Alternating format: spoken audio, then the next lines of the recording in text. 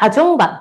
이 과중반에 대한 얘기였어요. 이제 과중반에서 이 과학 선행을 어떻게 해야 될 것인가. 그래서 지금 중학교 2학년 학생이었던 것 같은데, 중학교 2학년, 불광중학교 2학년 학생이었던 것 같아요. 근데 그 친구가 어쨌든 과중반을 염두에 두고 있는데, 이제 교육과정이 바뀌니까, 아니, 그럼 과중반을 그럼 가야 되냐, 일반반을 가야 되냐, 이제 이런 얘기들을 이제 좀 궁금해 하셨거든요.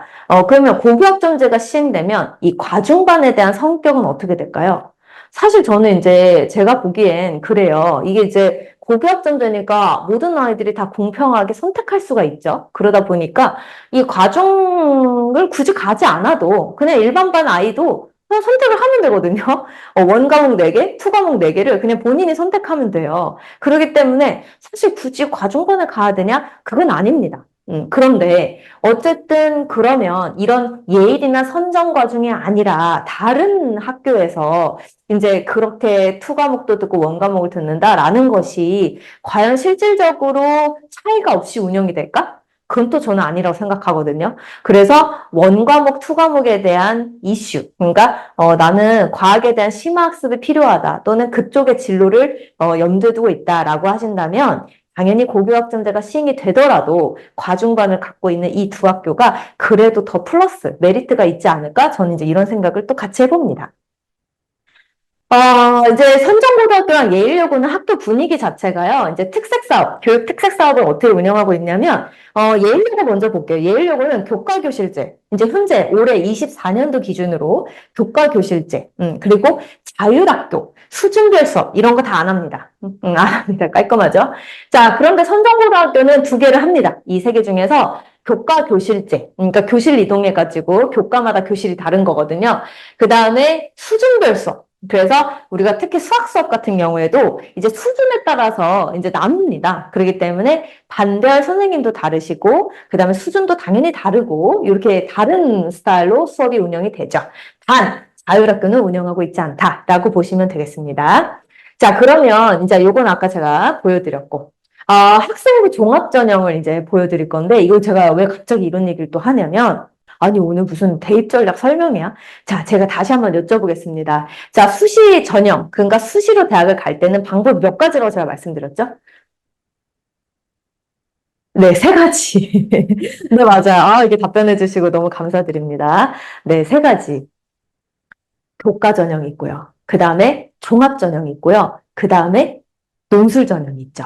제가 그 컨설팅을 진행하면서, 컨설팅 진행할 때 제가 먼 훗날 제 모습을 보는 것 같기도 하거든요. 저도 이제 나중에 자녀랑 함께 이렇게 컨설팅을 받으면서 우리 아이가 어느 대학을 갈지 신나는 경험을 하겠구나라는 생각을 하지만 어쨌든 제가 컨설팅을 진행하면서 어머니, 아버님들께 그런 질문 많이 받아요. 아니, 교과 전형인데 왜 교과 성적만 안 보고 왜 면접도 보냐? 왜 수능 최저가 들어있냐? 막 이런 질문. 또 종합 전형인데 학생부만 보는 게 아니라 학생부, 즉 서류죠. 학교생활 기록부만 보는 게 아니라 왜 면접을 하고 있냐? 왜 수능 최저도 넣고 있냐? 왜 또 뭐 출결을 보냐? 막 이렇게 물어보시는 경우들이 있어요. 근데 요거 참고로 제가 말씀드리는데 보통 우리 재학생들이 강한 전형이 요 세 개 중에서 교과랑 종합 전형이죠.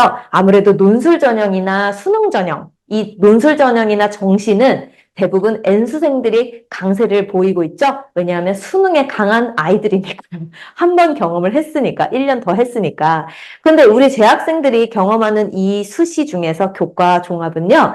어쨌든 학교 성적을 50% 이상 보는 게 교과 전형이지 학교 성적만 보는 게 교과 전형은 아닙니다. 그리고 종합 전형도 종합, 그러니까 학생부를 종합적으로 보는 것만 종합전형이 아니라 학생부를 50% 이상 보면 종합전형입니다. 그런데 제가 이 얘기를 갑자기 왜 하냐면 과중반을 이제 고려하고 계시면 이제 어느 정도 입시 정보를 많이 보신 분들은 우리 아이는 과중반을 왜 보내고 싶냐면 학생부 종합전형이 유리해지잖아요. 그래서 학생부 종합전형을 염두에 두기 때문에 과중반을 보내고 싶어요. 이렇게 질문을 또 해주세요.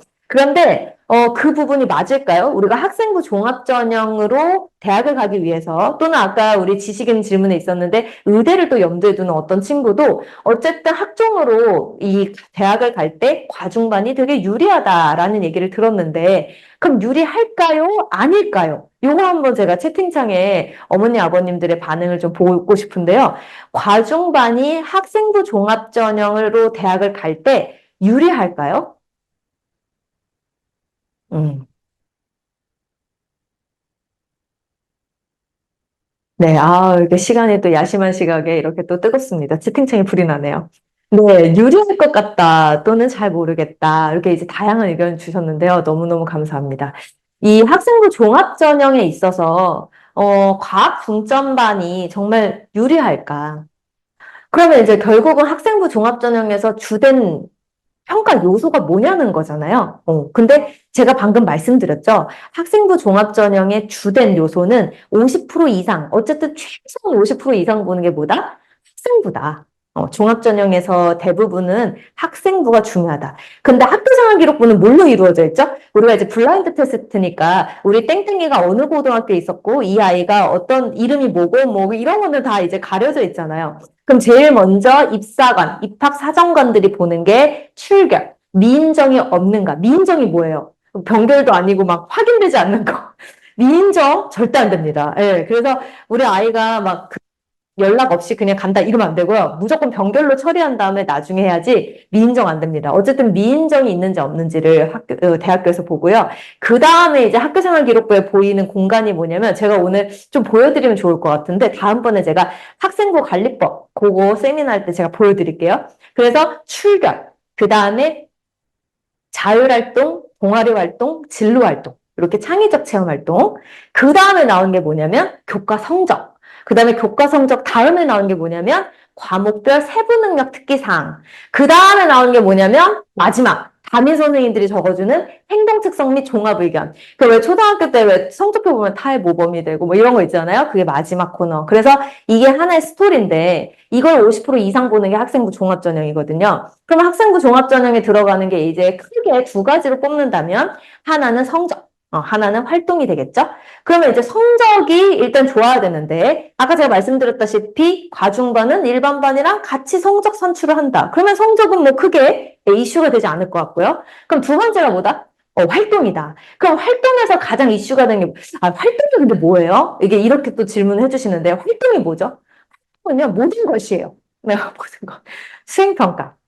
그 다음에 그 수행평가는 아니지만 뭐 심화 탐구 보고서 이런 거 내라 그럼 그런 거 해야 되고 또 학교에서 뭐 여러 가지 뭐 한 달에 한 권 읽기 선정고등학교에서 이거 하거든요. 한 달에 책을 한 권 읽으라 그래요. 그래서 실질적으로 선정고등학교 컨설팅 제가 그 진행할 때 선정고등학교 학생부인지 아닌지 또 잘 보이는 게 뭐냐면 권수가 책 읽는 권수 자체가 달라요. 그럼 선정고입니다. 그래서 매달 한 권씩을 막 읽게 해요. 그래서 실질적으로 그 책을 읽고 탐구 보고서 쓰기가 참 좋거든요. 그래서 어쨌든 이런 것들이 다 이렇게 포괄하는 게 활동이란 뜻인데 면에서 우리 과중반이 그래도 좋죠. 왜냐하면 이 과중은 다른 일반반이 듣지 못하는 이제 고급 과학 수업이라던가, 그 다음에 또 여러 가지 진로 진학과 관련된 프로그램, 외부 강사를 초청해서 뭐 학기별로 상담을 운영해 주신다던가, 아니면 실험, 왜 실험 같은 것도 모든 전교생들한테 이게 오픈하기가 어렵잖아요. 그래서 얼마든지 심화된 실험, 탐구 이런 것들을 대해서 좀 주기적으로 관리해 준다고 생각하시면 돼요. 그러니까 교과 성적과 활동 이 두 가지로 구성된 학생부를 위해서는 도움이 된다 안 된다? 도움이 되겠죠. 도움이 되는데 그렇다면 제가 이제 얘기하고 싶은 건 뭐냐면 학생부 종합전형에서 평가 요소입니다. 이 평가 요소는 이제 세 가지가 있는데요. 그 세 가지가 뭐냐면 제가 요거 먼저 보여드릴게요. 세 가지가 뭐냐면 학업 역량, 그 다음에 진로 역량, 그 다음에 공동체 역량입니다. 아무리 고교학점제로 교육과정이 이제 좀 재구성이 됐다고 할지라도 대학에서의 평가 요소가 갑자기 바뀌진 않을 거예요. 예전에 혹시 첫째 아이 있으신 분들은 들어보셨을 것 같은데 전공 적합성 이런 것들이 이제 요즘 이제 진로 역량 이렇게 이제 포장이 돼서 다시 얘기가 나오고 있으니까 단어만 조금 바뀔 뿐이지 본질은 똑같거든요. 그래서 학생부를 가지고 학업 성취도, 학업 태도, 탐구력 이런 것들을 보고요. 진로 역량을 가지고 음, 그다음에 네, 진로 역량 보이시죠? 진로 역량 가지고 이 전공과 이 계열과 관련된 교과 이수 노력, 전공 계열, 전공 관련 교과 성취도, 진로 탐색 활동과 경험입니다. 그래서 예를 들어서 뭐 나는 공대를 가고 싶다. 그러면 과중반을 들어가면 다른 일반반에서 현재 교육과정상은 뭐 투과목을 듣진 않잖아요. 그래서 투과목을 듣고 이러면 교과 이수 노력 여기에 해당되는 거죠. 그러니까 과중반이 아닌 일반 고등학교, 일반반에 있는 친구들은요. 이 학교에서 투과목이 없는 경우들도 많기 때문에 뭐 공동 교육과정을 통해서 뭐 교육청이나 다른 학교에 가서 수업을 듣기도 하는데 이렇게 이수 노력이라던가 또는 이제 시험을 잘 봐야겠죠. 교과 성취도 그런데 이 교과 성취도를요, 이렇게 또 오해하시면 안 돼요. 교과 성취도가, 뭐 몇 등급 중에 몇 등급? 이것도 있지만, 우리가 학생부를 보는 이유는 뭘까요? 교과 전형과 달리 학종은 세부 능력 특기사항을 보잖아요. 과목별 선생님이 적어주시는 거거든요. 그러니까 숫자 하나로 보여지지 않는 노력들, 그것들도 다 포함되는 이 내용입니다. 그래서 숫자는 좀 부족해. 예를 들어서 우리 아이가 생명과학 2인데 막 4등급 받았어요. 근데 세특 내용이 너무 좋아.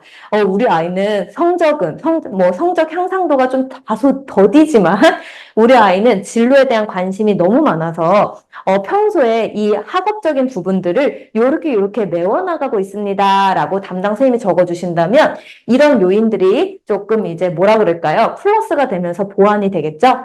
그 다음에 이제 공동체 역량으로 이제 가보자면 마지막 역량인데 공동체 역량은 다 같이 하는 팀 수업 뿐만 아니라 요즘에는 인성 이런 거 중요하죠. 학폭 이런 부분들이 다 공동체 역량에 들어간다고 보시면 되는데 이제 과중반을 했을 때 이제 여러 가지 이제 팀별 수업들도 많기 때문에 협업과 소통 능력에서 이제 점수가 플러스가 되는 부분들도 있고요. 그다음에 리더십. 왜냐하면 워낙 축제 같은 것 또는 부스 이런 것들을 평소에 많이 운영하기 때문에 그런 거 할 때 우리 아이가 학급 회장, 부회장뿐만 아니라 왜 축제 같은 거 할 때요. 또는 동아리 뭐 이런 거 할 때 어쨌든 자율 동아리나 이런 거에서 리더십 발휘를 하면 그게 다 학종에서 플러스가 되기 때문에 활동 면에서 너무 좋죠. 자, 그러면 제가 바로 보여드릴게요. 자, 제가 질문 드리겠습니다. 학생부예요. 저희 학원 졸업생들의 학생부인데, 어느 것이 의대생의 학생부일까요? 자, 제가 시간 드리겠습니다.